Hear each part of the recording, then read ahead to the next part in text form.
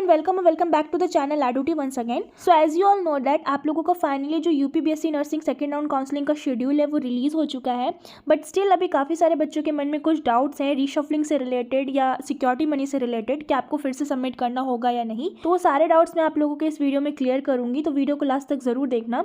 तो उसके लिए मुझे ये नोटिस आप लोगों को दिखाना पड़ेगा। अगर आप लोगों को याद हो तो ये नोटिस फर्स्ट राउंड काउंसलिंग के टाइम पे गाइडलाइन से रिलेटेड डीजीएमई ने ये नोटिस रिलीज़ किया था, जहाँ पर आप लोगों का रीशफलिंग से रिलेटेड एंड जो भी सिक्योरिटी मनी से रिलेटेड जो पॉइंट्स हैं वो प्रॉपर्ली मेंशन है, जो कि मैंने आप लोगों से पहले भी डिस्कस किए थे अपने प्रीवियस वीडियो में। बट स्टिल अभी भी कुछ बच्चे हैं जिनको डाउट है या जिन्हें समझ नहीं आ रहा है रीशफल से रिलेटेड या सिक्योरिटी मनी से रिलेटेड पॉइंट्स, तो वो पॉइंट मैं आपसे यहाँ पर फिर से डिस्कस कर लेती हूँ। तो आप लोग देख सकते हैं यहाँ पर जो 4th नंबर पॉइंट है यहाँ पर लिखा हुआ है दैट यदि अभ्यर्थी द्वारा प्रथम चक्र की काउंसलिंग पश्चात आवंटित संस्था में प्रवेश नहीं लिया जाता है तो जमा सिक्योरिटी मनी जब्त कर ली जाएगी। तो ये तो उन बच्चों के लिए जिन्होंने फर्स्ट राउंड काउंसलिंग में पार्टिसिपेट किया है और उन्हें कोई कॉलेज अलॉट हुआ है और उस केस में आपने उस कॉलेज में एडमिशन नहीं लिया है, तो जो आपका फर्स्ट राउंड में जो आपने सिक्योरिटी मनी सबमिट किया था वो तो सबमिट हो ही जाएगा, वो तो आप लोगों को वापस नहीं मिलेगा। एंड फिर यहाँ पर लिखा है यदि अभ्यर्थी काउंसलिंग के द्वितीय चक्र में प्रतिभाग करना चाहता है तो उसे पुनः सिक्योरिटी मनी जमा करनी होगी। एंड अगर वो स्टूडेंट सेकेंड राउंड काउंसलिंग में पार्टिसिपेट करना चाहते हैं तो उनको फिर से सिक्योरिटी मनी यानी 5000 रुपीज सबमिट करना होगा। सो इस पॉइंट से आई होप अब आप लोगों का ये डाउट तो क्लियर हो गया होगा कि जो स्टूडेंट जिन्हें फर्स्ट राउंड काउंसलिंग में कोई ना कोई कॉलेज अलॉट हुआ था उन्होंने वहाँ एडमिशन नहीं लिया है, तो उस केस में आपको फिर से 5000 रुपीज सबमिट करना होगा। तो जो बच्चे भी मुझसे ये क्वेश्चन पूछ रहे हैं कि हमें पहले भी अलॉटमेंट मिला है लेकिन हमने एडमिशन नहीं लिया है तो क्या हमें फिर से सिक्योरिटी मनी सबमिट करना होगा, तो इस पॉइंट से यस आप लोगों को फिर से सिक्योरिटी मनी सबमिट करना होगा। देन नेक्स्ट पॉइंट आप लोगों का 5th नंबर पॉइंट बोल रहा है यहाँ पे प्रथम चक्र की काउंसलिंग से आवंटित अभ्यर्थी प्रवेश प्रक्रिया पूर्ण कराने के उपरांत ही द्वितीय चक्र की काउंसलिंग द्वारा सीट अपग्रेड हेतु अर्ह होंगे। तो जिन बच्चों को फर्स्ट राउंड काउंसलिंग में मान लीजिए कोई कॉलेज अलॉट हुआ है तो उस बच्चे को पहले वहाँ पर अपना एडमिशन लेना होगा, उसके बाद ही आप सेकेंड राउंड काउंसलिंग में पार्टिसिपेट कर सकते हैं और अपना जो भी सीट अपग्रेडेशन का जो भी प्रोसेस है उसके लिए आप एलिजिबल होंगे। ठीक है, तो जिन बच्चों ने भी ऐसा नहीं किया है तो उस केस में फिर आप लोग एलिजिबल नहीं हो, आप सेकेंड राउंड काउंसलिंग में फिर पार्टिसिपेट नहीं कर सकते, अपना सीट अपग्रेडेशन नहीं करवा सकते। ठीक है, नेक्स्ट पॉइंट आप लोगों का 6 नंबर पॉइंट यहाँ पर है प्रथम चक्र की काउंसलिंग से अनावंटित या प्रवेशित अभ्यर्थी द्वितीय चक्र की काउंसलिंग में प्रतिभाग कर सकेंगे तथा इन्हें पुनः धरोहर धनराशि सिक्योरिटी मनी जमा करने की आवश्यकता नहीं होगी।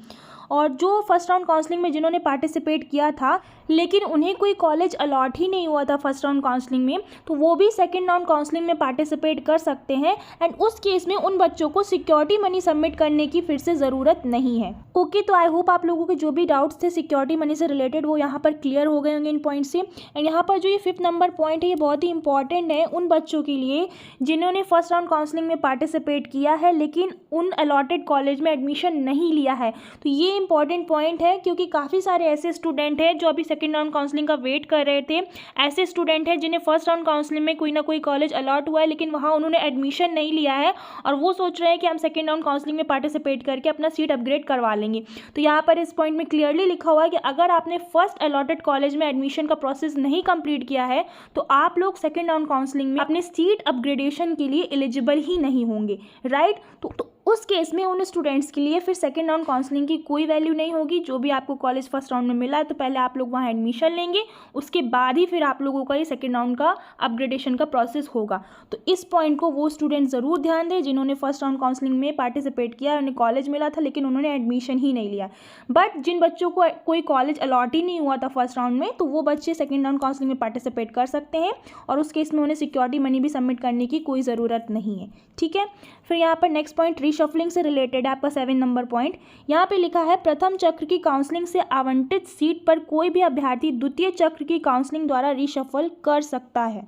मतलब कि फर्स्ट राउंड काउंसलिंग में जिस बच्चे को भी सीट अलॉट हुआ था तो वो रीशफल यानी वही सीट अपग्रेड आप प्रोसेस कर सकते हो, वो स्टूडेंट रीशफलिंग भी कर सकते हैं सेकेंड राउंड काउंसलिंग में, यानी आप अपनी सीट को जो है चेंज कर सकते हो। आप चॉइस फिलिंग में फिर से दूसरे कॉलेज अपना फिल कर दो, हो सकता है आपको दूसरे कॉलेज में अगर सीट वैकेंट होगी तो आपको दूसरा कॉलेज भी अलॉट हो सकता है, तो उसको बोलते हैं हम रीशफल करना। ठीक है, तो द्वितीय चक्र की काउंसलिंग से रीशफल होने के उपरांत पूर्व में आवंटित सीट रिक्त होकर किसी अन्य अभ्यर्थी को आवंटित हो जाएगी, अतः द्वितीय चक्र की काउंसलिंग से आवंटित सीट पर ही प्रवेश लेना अनिवार्य होगा।